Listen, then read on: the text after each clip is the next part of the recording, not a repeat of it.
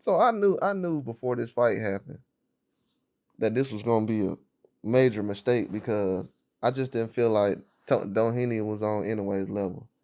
I don't know why people call him Inoue the best fighter in the world, but then they think a guy like TJ Doheny is on his level or that he should be even stepping in the ring with a guy like that. Then I heard somebody else say Akhmadaliev is overrated. If Akhmadaliev is overrated, then TJ Doheny with 4 losses in the last 5 years, and 4 out of those 5 years, he lost all 4 of those fights. This dude got 4 losses in the last 5 years. What you think he is? Underrated? Stop it. Like that's the kind of you see what I'm saying? That's the kind of this is what turns people off about Inoue. And he's a great fighter, and he's gonna fight in featherweight soon. So he's doing great things. But when TJ Doheny just got a back spasm from running from Inoue, this dude threw his back out, contorting his body all over the place, like he was in a car crash, and he wasn't doing nothing but in the ring on the back foot against Inoue, on the ropes the whole time. The dude was on the ropes for 7 rounds. I will repeat, he was on the ropes for 7 rounds, and people think that he was the best option for Inoue at this time because Inoue got dropped in his last fight. It's not my fault that Inoue got dropped in his last fight. It's the media's fault for not focusing and highlighting those things, but then they highlight other people who get dropped. I don't like that. I'm starting to see now certain boxers get dropped in the fight. Nobody covers it. Nobody cares. But then I'm looking on other things, and other guys like Haney is on memes and everything. He finished the fight on his feet. The other guys, oh, they're warriors. Oh, man, that guy fought through everything. He got knocked down a couple times. Stop it, man. Like I was saying with TJ Doheny, this guy threw his back out trying to run away from Inoue, man. And the reason why I love boxing, bro, and I love what I do, is because I've said all this before the fight happened. And look what happens. I'm not right all the time, but most of the time, because I stick to the facts and I don't put my opinion out there, my opinion is way different than what I report. But like I said, though, it's gonna be a marathon, not a sprint. It's gonna be a long 5 years for a lot of people. When they look at my page, they're like, "Oh, this guy's crazy, man. He's saying this about this fighter. Oh, that guy's pound for pound. This guy's hating on him." Okay, I'm hating on Inoue, but his opponent just threw his back out trying to run away from him in a fight. And people always talking about guys running, like Shakur Stevenson running. Shakur Stevenson has never fought like TJ Doheny just did in his life. This dude was on the ropes for 7 rounds. On the ropes. That is running at his high level, at a high level. The dude, I'm like, towards the 3rd round, I'm like, this dude's face is smashed in. He got cuts and bruises all over his face. I'm like, from a jab? Whoa, this guy's surviving. So since the 3rd round, he was already just surviving.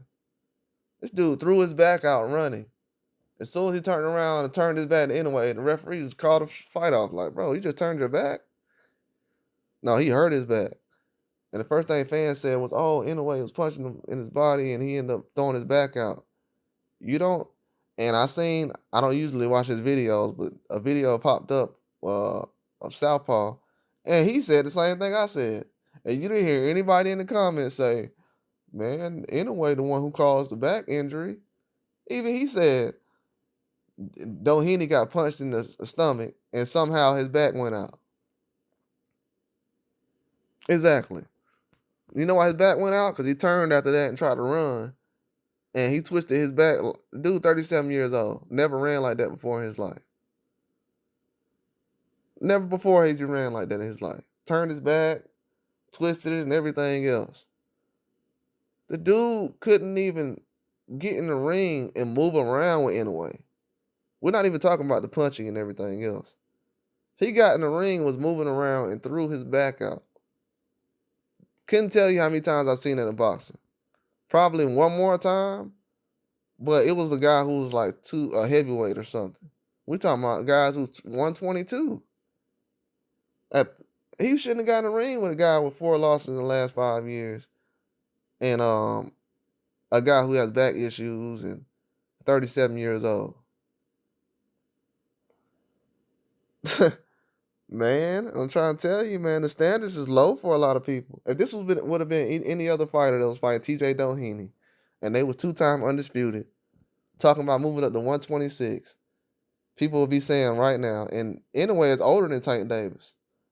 He has more accolades than Tank Davis right now. For some reason, they want people like Tank Davis to fight top competition. But Inoue can fight a TJ Doheny. Tank Davis has never fought a TJ Doheny type fighter. I'll repeat that. Tank Davis has never fought a TJ Doheny type fighter, like especially late in his career, in his prime, like Inoue is doing. So why would I give him credit for fighting a guy that I wouldn't even give Tank Davis credit for fighting? Tank Davis would never jump in the ring with I'm putting Tank Davis on pound for pound top 5 after today. After today, Tank Davis going on pound for pound top 5. I'm being real with you. He going top 5. Because everybody, I see a lot of people glazing Tank, but they ain't putting him on top 5 pound for pound. I'm going to go a step further than what y'all doing. I'm putting him on top 5 pound for pound. Just because of what I seen.